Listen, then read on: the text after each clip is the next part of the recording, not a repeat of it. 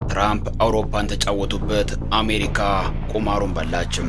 Now to the dispute over Greenland. Today, the European Union held an emergency meeting in response to President Trump threatening new tariffs on 8 countries until the U.S. reaches a deal to buy the Arctic territory. የኔቶ አባላት ባሳለፍነው ዓመት በፕሬዝዳንት ዶናልድ ትራምፕ ጉትጎታ የወታደራዊ መዋጮአቸውን ለመጨመር ሲወስኑ አንድ ነገር እያሰቡ ነበርም። የአሜሪካውን መሪ ፍላጎት ማሟላት ከቻሉም ትራምፕ ለወታደራዊ ጥምረቱና ለትራንስ አትላንቲክ ደህንነት ቁርጠኛ ይሆናሉ የሚለው የአውሮፓውያን ውሳቤ ግን የሰመረ አይመስልም። በተለይም ትራምፕ ደሴቲቱን ግሪንላንድን ለመጠቅለል ከባድ ፍላጎት ማሳደራቸው ጭንቀት ለከረሙ አውሮፓ ትልቅ ዱብዳን የፈጠረ ነው። ፕሬዚዳንት ትራምፕ ዴንማርክ ግሪንላንድን እንድትሸጥላቸው ያቀረቡትን የቀደመ ጥያቄ ጭምር ወደ ጎን በማለት ለወረራ እያኮበኮቡ መሆናቸው የአውሮፓና የኔቶን ፍጻሜ ያቀረበው ሆኗል። አንድ የዋይት ሃውስ ከፍተኛ ባለስልጣን በሚስጥር ለሲኤንኤን በሰጡት ቃል እሱ ፍራቻ በመፍጠርና በኃይል ሀገራቱ ለኔቶ ማዋጣት ያለባቸውን ትክክለኛ ድርሻ እንዲከፍሉ ማድረግ ችሏል። እሱ በዚያ ዙሪያ የተሳካለት ሲሆን በዚህ ዙሪያም ትክክል መሆኑን ለማረጋገጥ እየተጓዙ ነው ሲሉ ትራምፕ ግሪንላንድን በቁጥጥራቸው ስር ለመዋል ተመሳሳይ አይነት ሂደት ላይ መሆናቸውን ጠቁመዋል። በእርግጥ በተንታኞች እምነት አውሮፓ በተደጋጋሚ ጊዜ ለትራምፕ ፍላጎቶች ተንበርካኪነት ማሳየቱ አሁን ላለበት ሂደት እንዳደረገው የሚናገሩ አሉ። ትራምፕን ላለመቆጣት የመከላከያ ወጪውን የጨመረው አውሮፓ ጥምረት ዩክሬንን እየደገፉ የመቆየት የብዙ ቢሊዮኖች ሸክም ወድቆበታል። ያም ብቻ ሳይሆን ህብረቱ ነገሮችን ላለማክረር በሚል ከአሜሪካን ዘንድ የ15 በመቶ ታሪፍ ሲጣልበት ያለምንም ተቃውሞ በሽታ መቀበል ግድ ሲለው ታይቷል። አሁን ላይ በግሪንላንድ ዙሪያ የሚታየው የትራምፕ አካሄድ ግን በአውሮፓ ሉዓላዊነት ዙሪያ የህልውና ጥያቄ ያዘለ ተደርጎ እየታየ ያለ ነው። ከፖለቲካ ጋር በጉዳዩ ዙሪያ ቆይታ ያደረጉ የአውሮፓ ባለስልጣናትና ዲፕሎማቶች ህብረቱ ለዋሽንግተን አስተዳደር አካሄድ የማያወላዳ ምላሽ መስጠት እንዳለበት እያሳሰቡ ናቸው። ትራምፕን ለማረጋጋት መወሰድ አለባቸው ከተባሉ እርምጃዎች አንዱ ተጨማሪ ወታደራዊ ኃይል ማሰማራት እንደሆነም ሲገለጽ ይሰማል። በእርግጥ ምን ያህል ሰራዊት የሚለው ምላሽ አላገኘም እንጂ አውሮፓ ጦሩን ወደ ግሪንላንድ ደሴት መላክ ከጀመረም ቀናት አስቆጥረዋል። ግሪንላንድ የአውሮፓ ስስ ጎንም። ሰሞንኛው የትራምፕ አካሄድ አውሮፓን ከፍተኛ መረበሽ ውስጥ የከተተ መሆኑም ሁሉም የሚስማማበት ነው።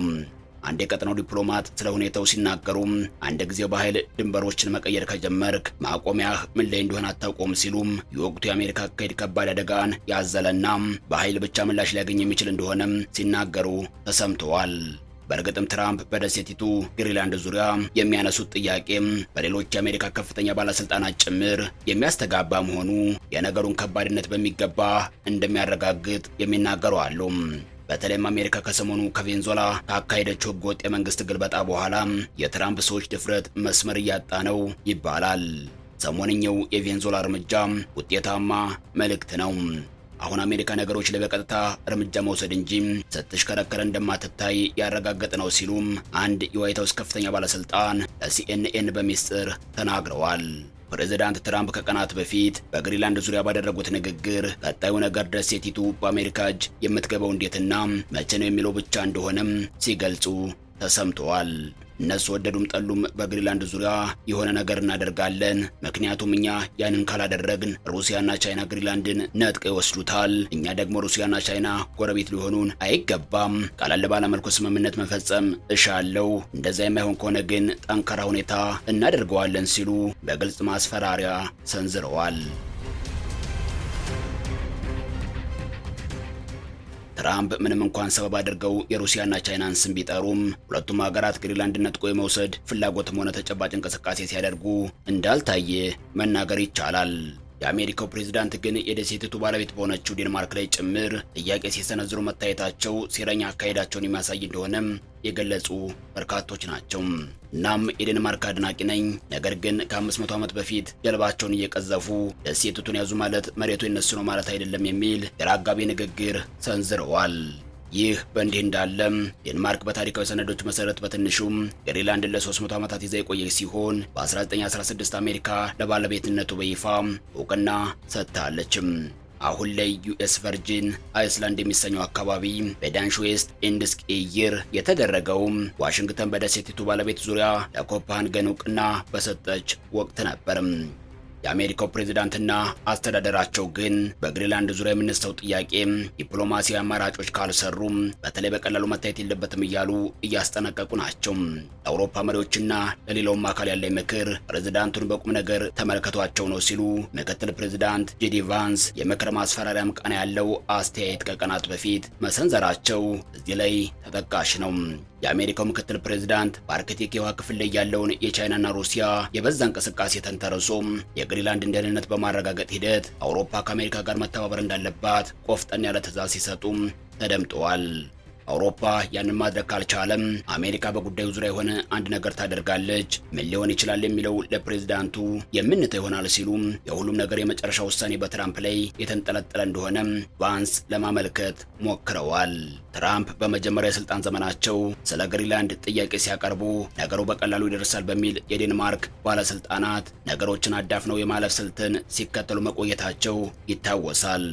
አሁን ላይ የአሜሪካው ፕሬዝዳንት ፍላጎት ጠንክሮና ታድሶ መምጣቱ የአውሮፓ ሀገራት ጉዳዩን ጠንካራ ተግዳሮት አድርገው እንዲመለከቱት ምክንያት ነው ይባላል። ዴንማርክና 6 የአውሮፓ መሪዎች በዴንማርክና ግሪንላንድ ዙሪያ ውሳኔ ማሳለፍ የሚችሉት ብቸኛ አካላት ኮፐንሃገንና ደሴቲቱ መሆናቸውን የሚገልጽ ጠንካራ መግለጫን አውጥተዋል።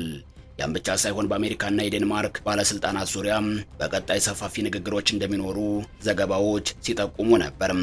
ከቀናት በፊት በዚህ ዙሪያ ከአሜሪካ ተወካዮች ጋር የተደረገው ምክክር ግን ያለ ስምምነት መጠናቀቁ ነገሮች ከዕለት ወደ ዕለት እየከረሩ በመሄድ ላይ መሆናቸውን ያሳየ ሆኗል። ይሁንና ግን አሜሪካ ወታደራዊ ምንጮችን ለመከተል ገና መሆኗ ሲነገር ከውጭ ጉዳይ ማርኮ ሩቢዮ ዘንድም በዚህ ዙሪያ ለአሜሪካ ሕግ አውጪዎች በሚስጥር አንድ መረጃ እንደደረሳቸው ዘገባዎች አመልክተዋል። የአሜሪካ ውጭ ጉዳይ በግሪንላንድ ዙሪያ የዋሽንግተንን ፍላጎት በማስመልከት ሲናገሩ ፕሬዝዳንት ትራምፕ ደሴቲቱን ለመግዛት ነገሮችን እያጠኑ ናቸው ብለዋል። በሌላ በኩል የፕሬዝዳንት አስተዳደር ከፍተኛ ባለስልጣናት በይፋም ሆነ በግል በግሪንላንድ ዙሪያ በኃይል እርምጃ የመወሰድ አማራጭ ሊኖር እንደሚችል መናገር መቀጠላቸው የማንቂያ ደወል እንደሆነ የሚገልጹ በርካቶች ናቸው። ይሁንና በደሴቲቱ ላይ ወታደራዊ እርምጃ መውሰድ የኔቶ ህልውና ጭምር እንዲያበቃ ሊያደርግ መቻሉ ግልጽ ይመስላል። ትራምፕም ታዲያ ግሪንላንድን በኃይል ጭምር የመውሰድ ፍላጎት ያላቸው መሆኑን የወቅቱን የአሜሪካ ለኔቶ ግዴለሽ ሐሳብ ቁልጭ አድርጎ የሚያሳይ እንደሆነም የሚናገረው አለው። የዋይት ሃውስ አለቃ በዚህ ዙሪያ ከኒውዮርክ ታይምስ ጋር በነበራቸው ቆይታ በመጨረሻ እንደዚህ አይነት ምርጫ ሊኖር እንደሚችል በግልጽ መናገራቸውም ለሙግቱ አስረጅ ሆኖ ይቀርባል። ከሁለተኛው የዓለም ጦርነት ወዲህ መላ ሐሳቡን በአሜሪካ ላይ ጥሎ ለቆየው አውሮፓ የትራንስ አትላንቲክ ጥምረት ሊፈርስ የመቻሉ ነገር ከባድ አደጋ የደቀነበት ይመስላል። ከፕሬዝዳንት ትራምፕ አንጻር ነገሩ ከታየ ግን ለዋይት ሃውስ አለቃ የኔቶ መፍረስም ሆነም የትራንስ አትላንቲክ ትስስር ጉዳያቸው እንዳልሆነም እየታየ ነው። ለዚህም ደግሞ ወደ ኋላ መለስ በማለት እማኝ ማስረጃዎችን የሚጠቅሱ አሉ። ለአብነት ያክል የኔቶ አባል የሆኑ የአውሮፓ ሀገራት ለወታደራዊ ጥምረቱ የሚያደርጉትን መዋጮ እንዲጨምሩ ከትራምፕ ዘንድ ውቶታ መደረግ የጀመረው በ2018 ጉባኤ እንደነበር ተጠቃሽ ነው። ከ8 ዓመታት በፊት ትራምፕ የድርጅቱ አባላት የሚጠበቅባቸውን ካላደረጉ አሜሪካ ለቃ ልትወጣ እንደምትችል በግልጽ ሲያስጠነቅቁ ማሰማታቸው የሚዘነጋ አይደለም። የዩክሬኑ ጦርነትና ትራምፕ ዳግም ወደ ስልጣን የመመለሳቸው ሂደት ተከትሎ አሜሪካን ከኔቶ ለቃ ልትወጣ ትችላለች የሚለው ፍራቻ በመጨረሻ አውሮፓ ሀገራት የመከላከያ ወጪያቸውን ለመጨመር አስገድዷል። ከማድሮ በቁጥጥር ስር መዋል በኋላም ግሪንላንድን በኃይል የሚያዝ የአሜሪካ አካሄድ የትራምፕ አስተዳደር እስከምን ድረስ ሊጓዝ እንደሚችል አስረጅ እንደሆነም ይገለጻል። አሜሪካና ግሪንላንድ ከትናንት እስከ ዛሬም በእርግጥ የአሜሪካና የግሪንላንድ ግንኙነት አሁን ያልጀመረና በውስጡ ሰፊ ታሪካዊ ሂደት ያለው መሆኑ አንድምታውን ሰፊ ያደርገዋል። ለአብነት ያክል በቀዝቃዛው የዓለም ጦርነት አሜሪካ በአካባቢው ላይ 10,000 ያክል ወታደሮች የነበሯት ሲሆን በርካታ መሰረተ ልማቶች ገንብታ ነበርም። የቀዝቃዛው የዓለም ጦርነት መጠናቀቅን ተከትሎ ታዲያም አሜሪካ ስፍራውን ለቃ የወጣች ሲሆን አሁን በግሪንላንድ ያሏት ከ500 ያልበለጡ ወታደሮች ናቸው። የትራምፕ አስተዳደር በግሪንላንድ ተጨማሪ ወታደሮች እንዲሰፍር ወይም ተጨማሪ የጦር ሰፈር እንዲገነባ ከዴንማርክ ባለስልጣናት በኩል የቀረበው ጥያቄ ውድቅ መደረጉ የራሱ ፍች እንዳለውም ተንታኞች ይናገራሉ። የትራምፕ አማካሪዎች ከአውሮፓ አቻዎቻቸው ጋር በነበራቸው ምክክር በደሴቲቱ ፍላጎታቸው ዙሪያ የሚያደናግሩ መልእክቶች ሲሰጡ እንደነበርም ለማወቅ ተችሏል። ትራምፕ ከቀናት በፊት ለኒውዮርክ ታይምስ የሰጧቸው አስተያየቶች የአስተዳደራቸው ፍላጎት በደሴቲቱ ዙሪያ የተሻለ ደህንነትና የጋራ መዋዕለ ንዋይ ስምምነት ላይ ከመድረስ የተሻገረ አንድምታ ያለው መሆኑን ያረጋገጠ እንደሆነም ታዛቢዎች ይናገራሉ። የባለቤትነት ጉዳይ እጅግ በጣም ወሳኝ ነው። ምክንያቱም የባለቤትነት ጉዳይ ስምምነት በመፈራረም የማታገኛቸውን ነገሮች ይሰጥሃል ሲሉም አንድ ተንታኝ ስለ ሁኔታው መልእክታቸውን አጋርተዋል። ይህ በእንዲህ እንዳለም የተወሰኑ የአውሮፓ ዲፕሎማቶች በድብቅ የሚደረጉ ውይይቶችን መሰረት በማድረግ ትራምፕ በአንድም ይሁን በሌላ መልኩ ደሴቲቱን ለመያዝ ቁርጠኛ መሆናቸውን እየተናገሩ ናቸው። በሌላ በኩል እንደ ውጭ ጉዳይ ሩቢዮ አይነት የትራምፕ ረዳት ባለስልጣናት በበኩላቸው አሜሪካ ለፍላጎቶቿ ልጓም ልታበጅለትና ነገሮችን ለማክረር መቆጠብ እንዳለባት የሚገልጽ አቋም እያንጸባረቁ ናቸው ይባላል። የምዕራብ ንፍቀ ክበብ የብሔራዊ ደህንነት ምክር ቤት ኃላፊ ማይክል ኒጀር በበኩላቸው በአሜሪካና አውሮፓ መካከል ያለውን ልዩነት መረዳት እንደሚገባ የሚጠቁም አስተያየት ሰንዝረዋል። በደህንነት ባለስልጣኑ እምነት ግሪንላንድ ለአውሮፓ የደህንነት ጉዳይ ሲሆን፣ ትራምፕና አጋሮቻቸው ግን ከዛ የሰፋ አንድምታ ያለው ነው። አሜሪካ ሰዎች እምነት ግሪንላንድ መያዝ አሜሪካ በጓሮ ያለውን ሂደት በእጇ የማስገባትና የመቆጣጠር ዘመናትን የተሻገረ አሰራር አንድ አካል ነው። እነሱ እንደዚህ አይነቱን መላው ንፍቀ ክበብ ሁኔታ ከከሳቢ ግሪንላንድን የዛ አካል ለማድረግ ማቀዳቸው ትልቅ ትርጉም ይሰጣል። ስለዚህ በመጀመሪያው የትራምፕ የስልጣን ዘመን በትራምፕ የመጀመሪያ የስልጣን ዘመን የብሔራዊ ደህንነት ምክር ቤት ውስጥ ያገለገሉ ሰው ስለ ሁኔታው ሀሳባቸውን አካፍለዋል። ይህ በእንዲህ እንዳለም በበርካታ የምዕራቡ ዓለም ተንታኞች እምነት አውሮፓ እየመጣበት ላለው አደጋ በቂ ምላሽ እየሰጠ እንዳልሆነም እምነት አለም። አንድ የምዕራቡ ዓለም ወታደራዊ ተንታኝ ስለ ሁኔታው ሲያስረዱ ዴንማርኮችና እንዳጠቃላይ አውሮፓውያን የበለጠ ተግባር መፈጸም ይኖርባቸዋል ሲሉም ተሰምተዋል። እንደ ተንታኙ እምነት ትራምፕ በግሪንላንድ ዙሪያ የያዙት ፍላጎት ምክንያታዊ፣ ምጣኔ ሀብታዊም ከደህንነት ጉዳይ ስጋት ጋር ግንኙነት ያለው አይደለም። ይህ ችግር በምጣኔ ሀብት ማባቢያ ወይም በብሔራዊ ደህንነት ማስተካከያዎች ብቻ በቀላሉ መፍትሄ የምንሰጠው አይነት ጉዳይ አይደለም። አውሮፓ መቋሚያ የሌለውን የትራምፕ ፍላጎት ምላሽ መስጠት መቻሉን እንደሚጠራጠሩ ጨምረው ተናግረዋል። ይሁንና ግን የሩሲያና ቻይና መርከቦች ብቻ በግሪንላንድ እየተርመሰመሱ ነው የሚለውን የትራምፕ ንግግር ተከትሎ ኔቶ በአትላንቲክ በኩል ያለውን ኃይሉን ለመቆጣጠር ሙከራ ላይ ነው።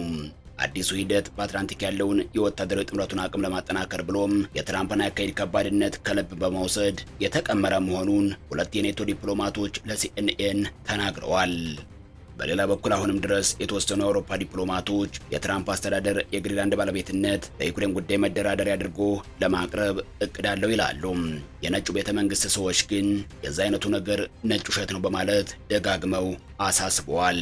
ይሁንና ግን አንድ የአሜሪካ ባለስልጣን ሁሉንም የዲፕሎማት አማራጮች አሟጠን የምንጠቀም ሲሆን በአዎንታዊ መንገድ መጓዛችንን እንቀጥላለን፣ ነገሩ ልክ የንግድ አይነት ሂደት ነው በማለት መጪውን የደሴቲቱንም ሆነም ተያያዥ ጉዳዮችን በተመለከተም እንቅጩን የሚያውቀው ጊዜ ብቻ መሆኑን ጠቁመዋል።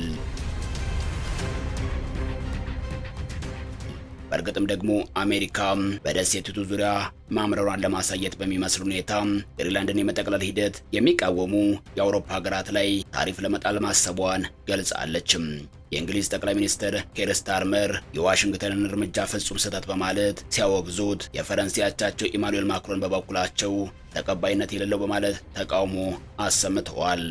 በመጨረሻ ግን የማይካደው ነገር አውሮፓ ግሪንላንድን ጨምሮ በብዙ ጉዳዮች አጋሩ ከሚሏት አሜሪካ ዘንድ ቁማሩን የመብላት ሂደት ውስጥ መሆኑን በርካታ ተንታኞች በአጽንኦት እየተናገሩ መሆናቸውን ነው።